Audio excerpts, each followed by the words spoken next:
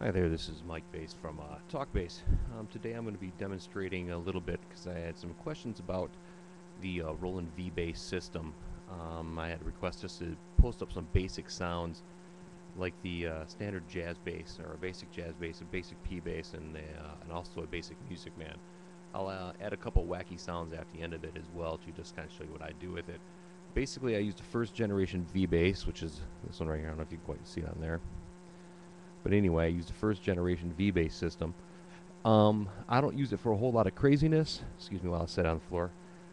I do use some sounds that are a little bit unorthodox, but for the most part, I just use it for some standard sounds that I tweak.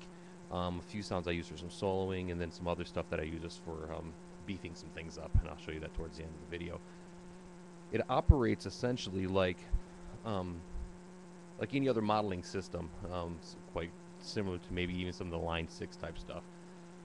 The difference is you can model basses. Like I said, I'm going to demo what the Roland V-Bass system sounds like. I'm also going to demo just standard straight up sounds as well, if I even get time actually. Actually, I think I might do that in the second part, is demo it as if it was just a processor for amp models and whatnot. So what I'm going to do first is show you the basic jazz bass model, and what you're hearing is strictly the V-Bass. You're not going to be hearing any of the actual bass itself at all. I don't have the pickups won't even be turned on or anything at all on the bass. To access these sounds, you need the proprietary Roland pickup put onto the bass, as you can see maybe here in the picture where the little red light is. You need the controller, and then you need the pickup, which is this long black piece right there. You can put this on any bass and get the exact same sounds that I'm going to be getting, or what you're going to be hearing today. So sit back, take a listen real quick. I'm not going to try and talk too much longer here. I'm going to do a little bit of playing. The first thing you hear is this is strictly stock. I did not modify these sounds one bit at all. I do have versions of these that I use that I've modified. So just take a listen. This is the basic straight up jazz bass type sound.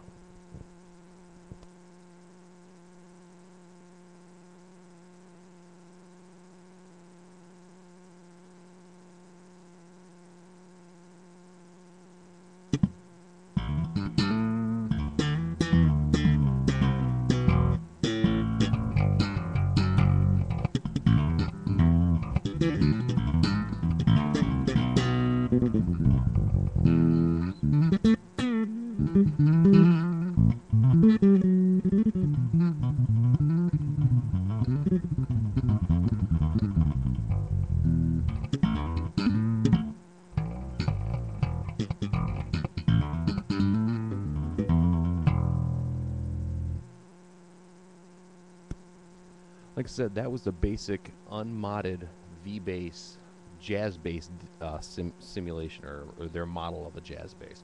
The next sound I'm going to give you right now, this would be their version of a P bass.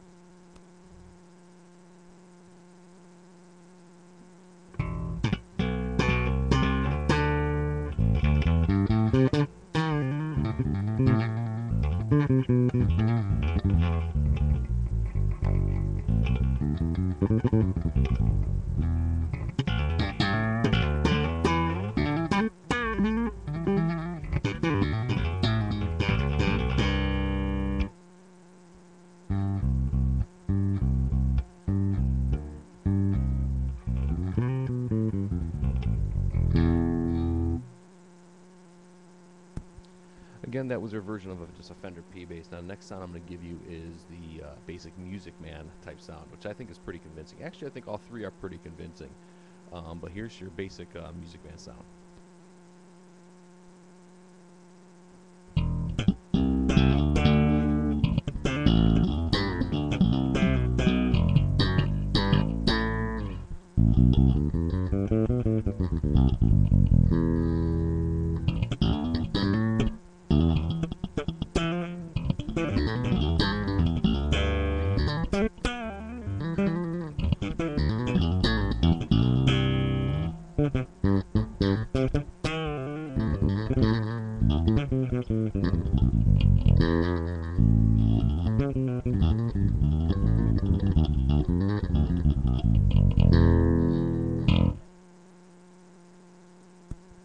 So there you have it. Like I said, I was, sent a couple of messages, some emails through TalkBass, because guys know that I use this pretty good live.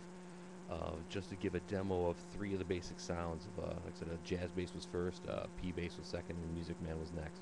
Now, my thought on this whole thing was, this was, I guess, approached maybe similar to the way keyboard players approach a keyboard, at least the ones that I know, that are kind of worth their weight in salt, so to speak. You have the system, and it gives you the basic sounds, it gives you basic starting points, and from there, you kind of take those sounds, you tweak them as you see fit.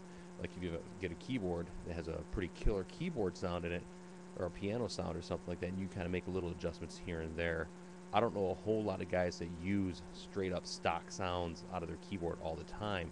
I'm sure there may be some good ones that they might not touch, but for the most part, they're going to do something to them. I use those basic 3 sounds a lot, and then I tweak them to my taste. What I did was I took those 3 tones and kind of put them all in one bank so I can kind of get back and forth to them quickly just for this quick little demo. I don't have mine set in a position to where I can get back and forth to them real quick to make it really effective here, but essentially I did not change the models. Now what you can do, you can go in and basically create any kind of bass that you want with this. I can create a Music Man with 2 single coils sitting on it if I wanted to, or I can create a hollow body with various pickup configurations. There's fretless basses, there's upright basses, there's Rickenbackers that are pretty convincing. There's and the jazz bass is actually a vintage and then more of a modern type jazz bass. Same with P bass. Like I said before, all these bass models, you have to have the pickup on the bass. That's the downside. If you want to access any of the amp models, you can do that with just a regular bass plugged in with a regular cable. You do not need this.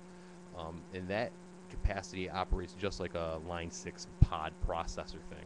This, personally, I think sounds a lot better, a lot cleaner. The effects are better. The chorus is amazing. It's very nice and lush. There's some good delays in it if you're into that. Now, the overdrives and stuff, they're okay.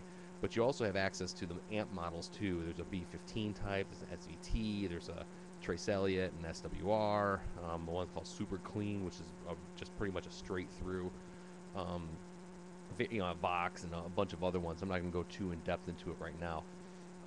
The DI on this is very, very clean.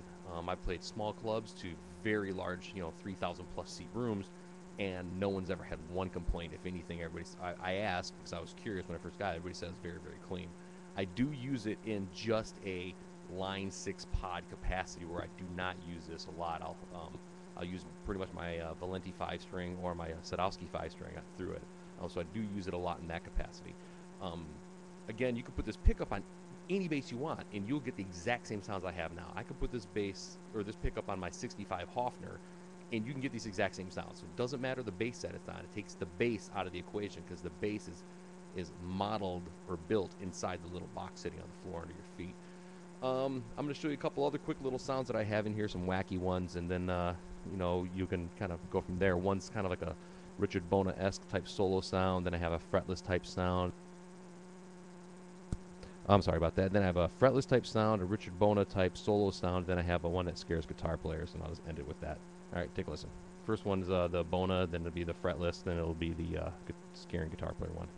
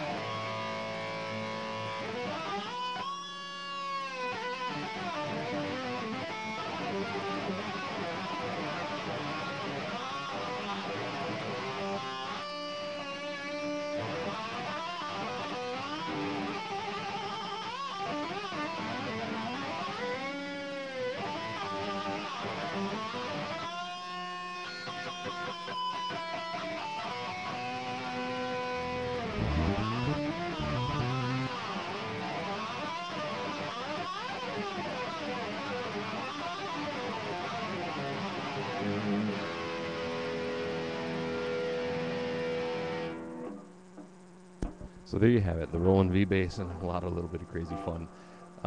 Any questions, just hit me up, and I'll try to post something back up for you to listen to or answer any of your questions.